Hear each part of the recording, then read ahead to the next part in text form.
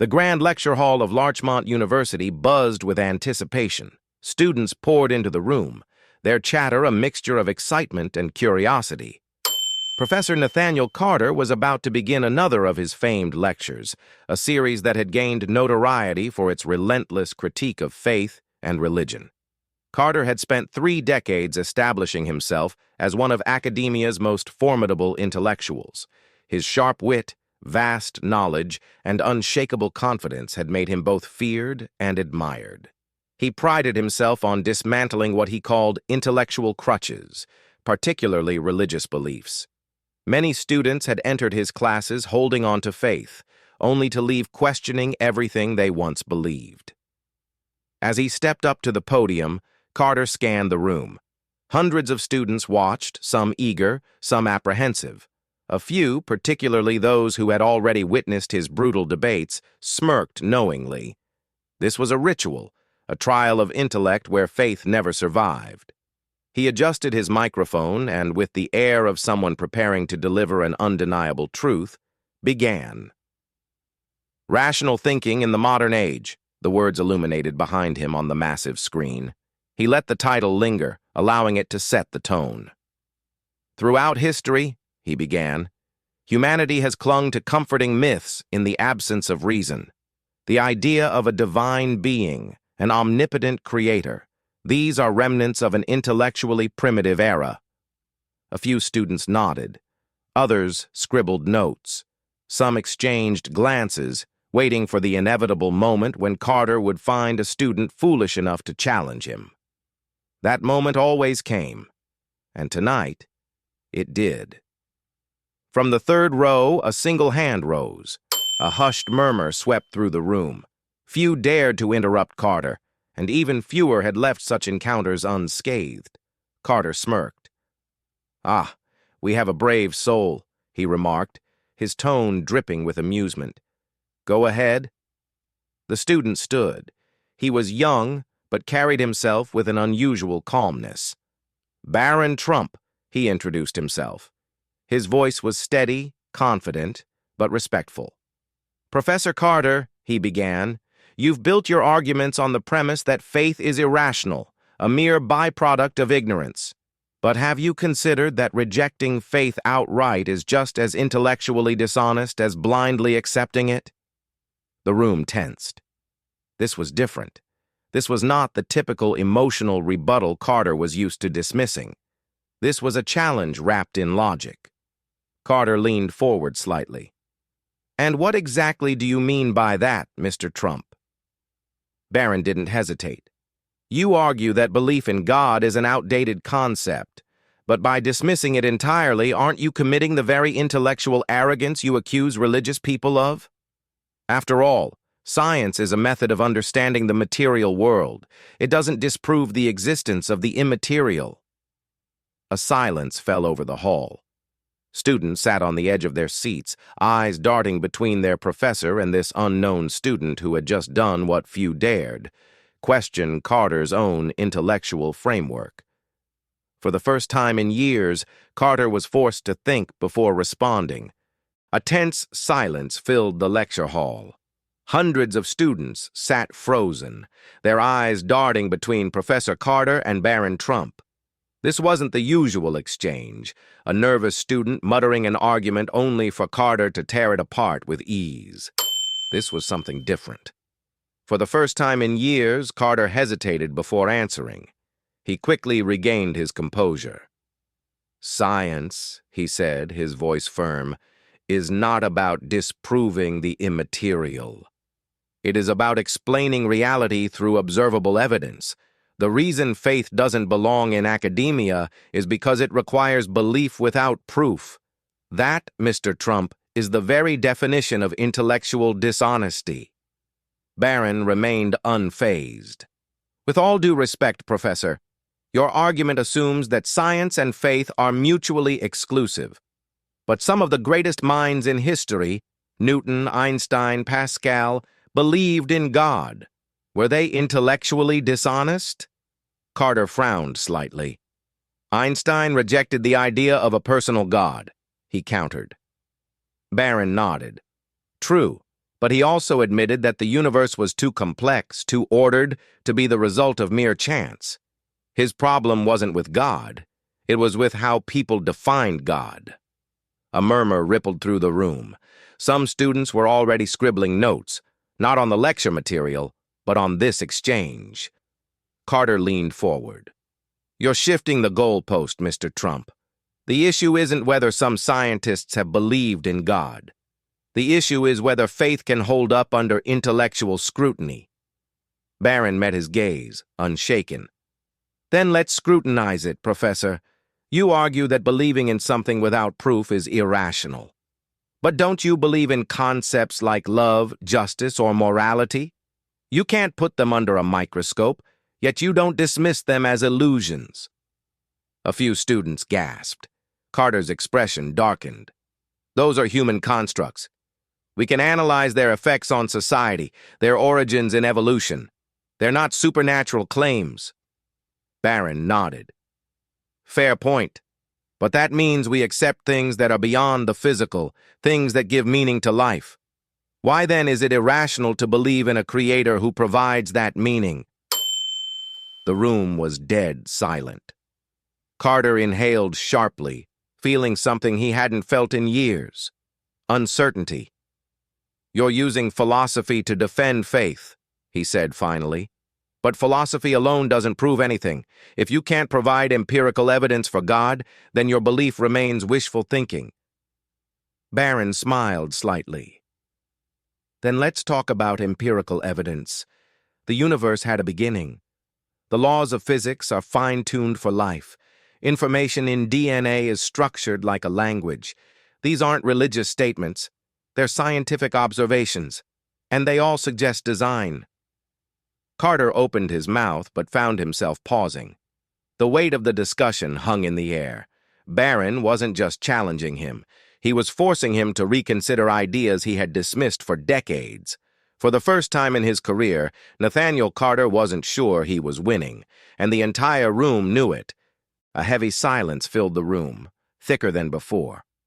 The students weren't just listening anymore. They were witnessing something unprecedented. For years, Professor Nathaniel Carter had dominated these debates. He had built a reputation for dismantling arguments of faith with surgical precision. But now, as he faced Barron Trump, something was different. He wasn't in control anymore. Carter exhaled, gripping the edges of his podium. "You claim the universe suggests design, Mr. Trump. But that is a classic argument from ignorance. Just because we don't understand everything doesn't mean we insert a God into the gaps." Barron remained composed. "That's not what I'm doing, Professor.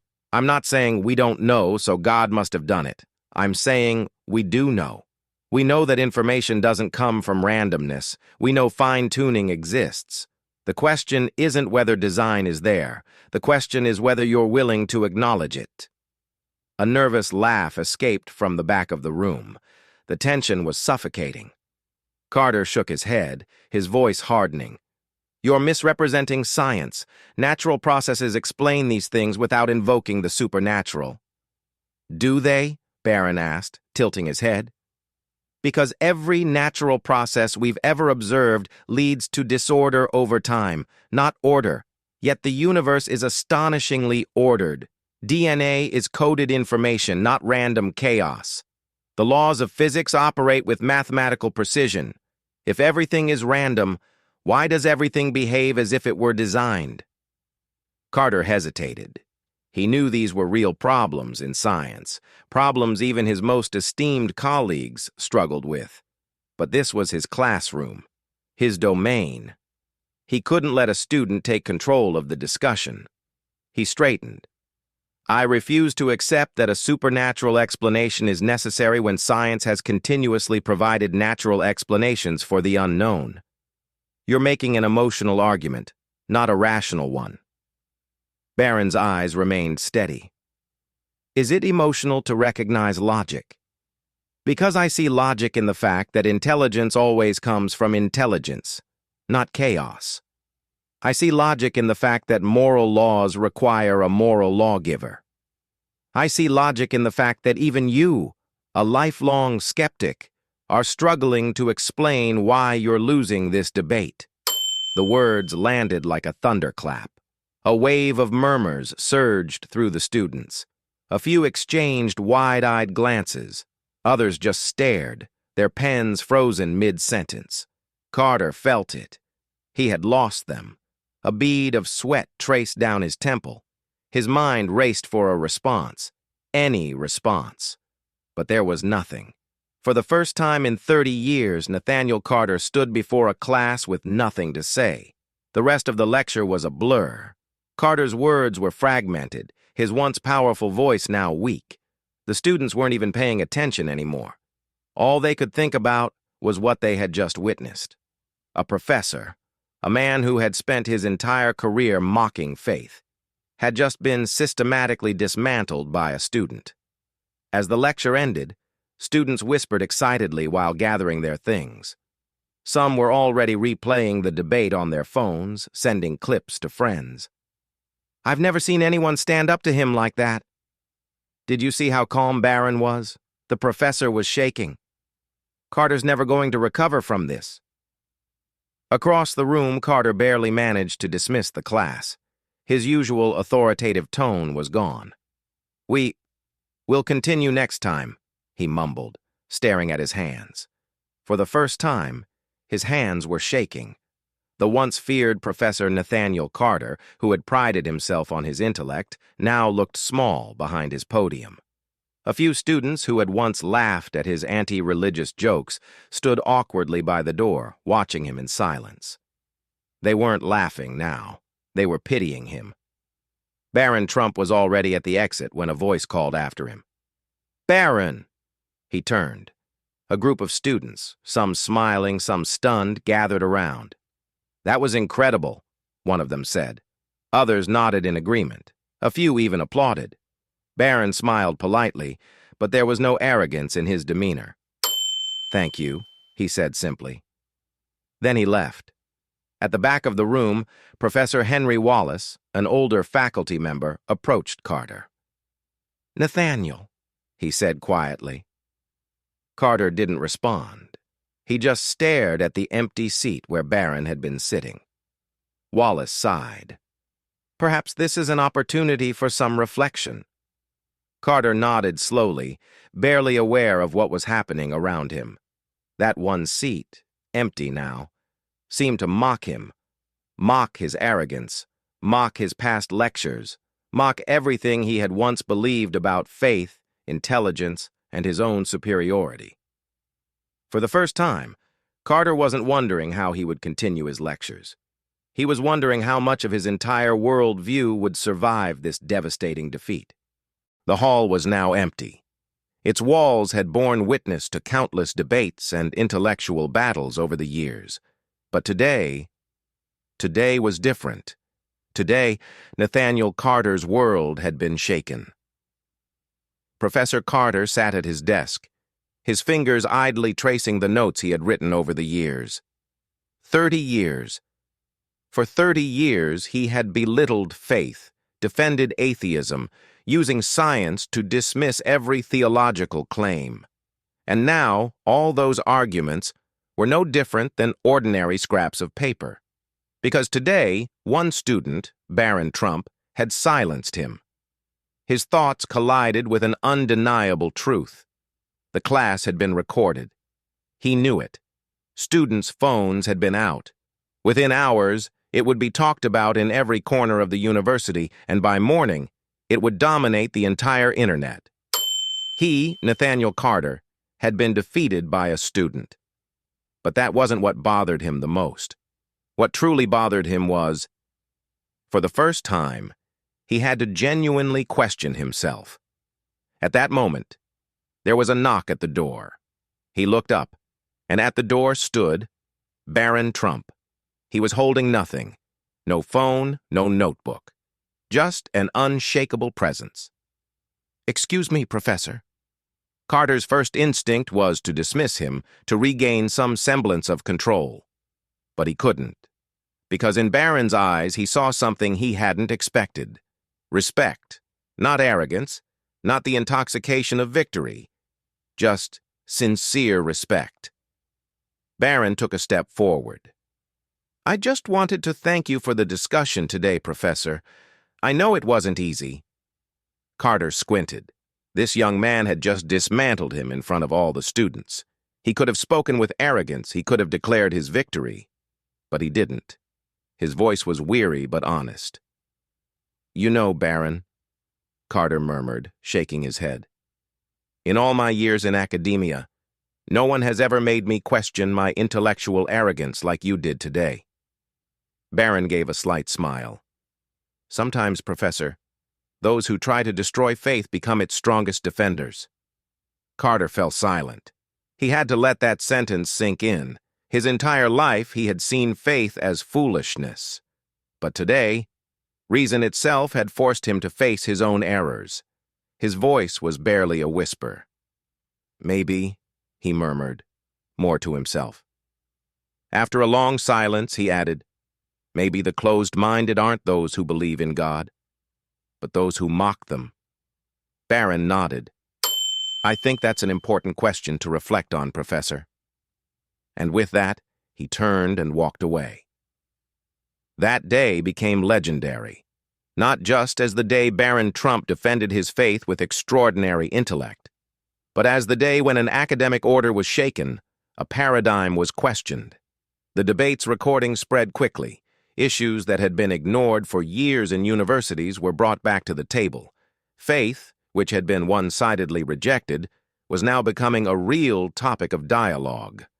Professors began questioning their own doubts. Students started thinking, if faith is irrational, why does logic and science support it? And perhaps the most uncomfortable question was, if atheism is the foundation of free thought, how did one student dismantle years of skepticism? This was no longer just a debate, it was a reckoning. But for Barron, it wasn't about winning, it wasn't about defeating someone, it wasn't about humiliating anyone, it was about defending the truth. And the truth didn't need to be forced upon anyone, it just needed to be spoken. And when spoken, it could change everything. Barron Trump's stance in this debate became a source of courage spreading throughout the country. Students who had been ridiculed for their faith now began raising their voices. Faith wasn't a weakness. Faith wasn't the enemy of reason. Faith was part of the intellectual journey. And academia, for the first time, was forced to confront the real question. Does faith belong in academia? Why was it ever pushed out in the first place? Professor Carter never taught the same way again. He was no longer mocking. He no longer ridiculed faith. He no longer spoke with certainty. He never openly admitted his defeat. But students who had once feared his sharp tongue now noticed something different. His disdain for faith, gone. His arrogance toward believers, gone. Because that day, Carter had realized that the true weakness wasn't faith, but his own pride, and for the first time, he had to see it. This story is not just about a professor and a student debating. This is the most powerful proof that faith and reason can coexist. This story shatters the lie that being smart means giving up faith, and it proves that truth is stronger than arrogance. Barron Trump's unwavering composure and sharp intellect demonstrate what a true example of intellectual courage looks like. This story is a call to awakening. If this message has touched you, share it. Help more people ask these questions, because truth deserves to be heard, and in the end, truth always wins.